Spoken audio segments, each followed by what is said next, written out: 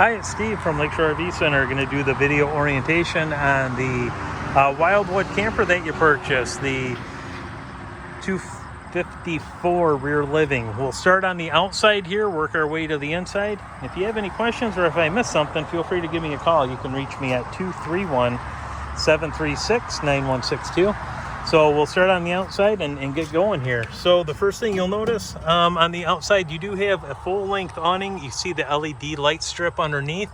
The lights are controlled from the inside. I'll show you where that switch is at. Then you do have two outside speakers as well. You can see those right alongside the camper, and those are on their own zone inside the camper off the stereo. You can see right here you do have the gas hot water heater right here. The rod will go in. That's an anoid rod to help reduce any corrosion on the tank on the inside. And I can show you on the inside how to operate that, to turn that off and on. Next to that, you do see this right here. This is your fresh water fill. This goes in the fresh water tank. You just basically stick a hose right in there, and then that will fill up the fresh water tank. Next to that, this white rectangular piece, this is the access fridge for the the access panel for the refrigerator. This is a condensation tube right here. Go ahead and that's normal, leave it. Any condensation that builds up, it will run out through the tube and out the end here. And below that, you do have the furnace exhaust. Just be mindful of that when you're using the furnace, that will get very hot. And you want to make sure you don't lean anything up against that. Going through right here, you do have a 110 outlet right here, and that is also a GFI outlet. So if that's not working, go ahead and reset that. Second entrance right here, above that you do have a light that's controlled from the inside on its own light switch. Then you do have the electric jacks right here to extend and retract. Your pass-through storage is right here, and then as we're going around the front, this is for solar prep. If you want to hook up a solar panel, which will help maintain the battery, that's where that plug-in is right there. Be a new 12-volt deep cycle battery on it. You do have two 20-pound tanks right there. And then you do have the tongue jack right up here. This is pretty self-explanatory. You want to up, down, down, just like so. And then it does have a light right here. If this were to fail for some reason, you lose battery power, you can manually crank it up right here. That's the access cover for that. There's a level on the front for left to right, and then over here also for front to back, there's a level there. It's the other side of the pass-through storage right here. And then as we go alongside, just before the slide out, we do have your 30 amp cord is right here. That's about 20 foot long, just pulls out from the camper. And then below that you have your city water connection. So the other side was to fill the fresh water tank. This is if you're at a campsite that has a hookup, you can go ahead and just hook it up right here. Somebody put a 90 degree on, you could leave it, you can take that off as well. Below that you do have your gray handle and your black handle. So your gray water is your dirty water, goes down the sink, down the shower. Black water is sewer tank, anything goes down the toilet, and it will discharge right there. Here's your slide out. We'll walk along to the back side of it here.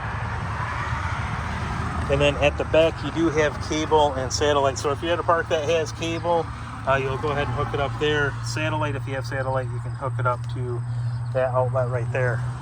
Spare tire on the back, and also a license plate mount right there. As we go to the inside of it, you have your two chairs in the back.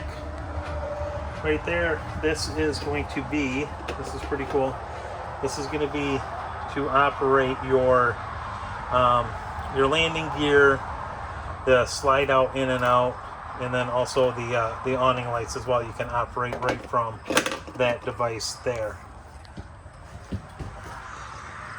Just behind, by the door there, you do have your water pump. Turn that on. Your electric hot water heater right there, that's the DSI. That'll run off the propane then, and then the lights right there. Then also for slide out and awning, they can be controlled right there as well. As we go through, you do have 3-burner stovetop right here. It has the nice glass cover on it. And then also, so your 3 burners right there, and then this is like a igniter, similar to what you'd have on like an outside grill.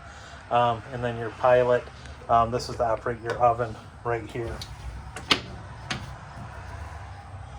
Next to that, you do have the Dometic refrigerator.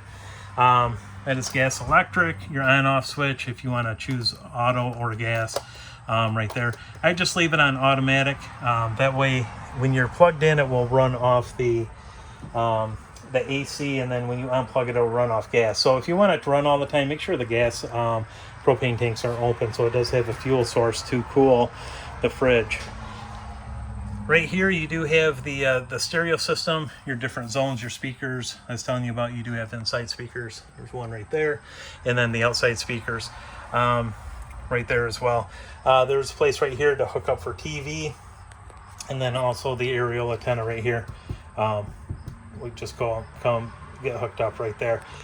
Right here, this is to operate your heating and cooling. You select mode, it'll be for the cool, and then also for the furnace right there, and then you can go ahead and set your temperature as you feel fit. Going into the bathroom right here, you do have a GFI connector, or I'm sorry, a GFI outlet that's right there. So if you have some outlets that aren't working, make sure to check that. That could be the root of the problem. If it's popped out, just go ahead and reset that. Right here, you do have the shower that's in travel mode right there. With this little lock right here, you can unclasp it to open up the shower. And then the toilet right here has a foot flush. That's right there to operate that. So you just use the foot flush on that. And then up in the bedroom, you do have a couple of things. You have a outlet right here if you want to do a TV. And then right here, this King TV, this is actually your antenna for the television. So you can go ahead, it's directional. And then there's no cranking it up or down. And then you do have your air duct in here as well. Outside lights and the bedroom lights are that switch right there. Then you do have a 110 outlet underneath that. But if you have any questions, feel free to get a hold of me. You can reach me at 231-736-9162. And I hope you enjoy the new camper. You make a lot of memories with it. And again, I certainly appreciate your business.